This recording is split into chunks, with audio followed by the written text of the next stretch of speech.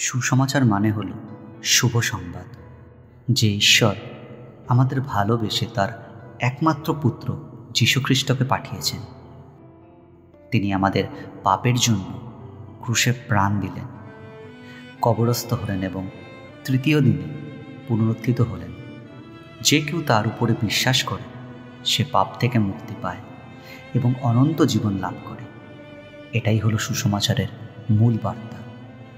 Romeo তার 1:16 পদে আছে, আমি সুসমাচার সম্বন্ধে লজ্জিত নই, কারণ এটি প্রত্যেক বিশ্বাসীকে পরিত্রাণ দিতে ঈশ্বরের শক্তি।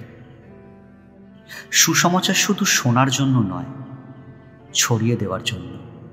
যেমন প্রভু যীশু মার্ক তার 16:15 পদে বলেছেন, তোমরা সমস্ত পৃথিবীতে গিয়ে সমস্ত সৃষ্টির কাছে সুসমাচার প্রচার করো।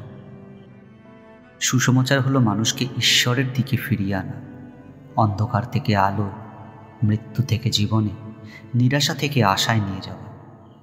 নিজের জীবনে খ্রিস্টের ভালোবাসা দেখানো, ঈশ্বরের বাণীকে সহজ ভাষায় অন্যদের বোঝানো, পরিবার, বন্ধু, প্রতিবেশী যাদের সাথে দেখা হয় তাদের সাথে খ্রিস্টের প্রেম ভাগ করে নেওয়া, সামাজিক মাধ্যমেও যিশুর প্রেম পৌঁছে দেওয়া।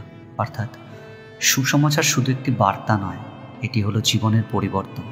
যদি আমরা সত্যিই খ্রিস্টে পরিত্রাণ পেয়ে থাকি, তবে আমাদের দায়িত্ব হলো অন্যদের সেই আনন্দ সংবাদ জানানো, কারণ এটি হলো চিরন্তন পৃথিবীর চাবিকাঠি।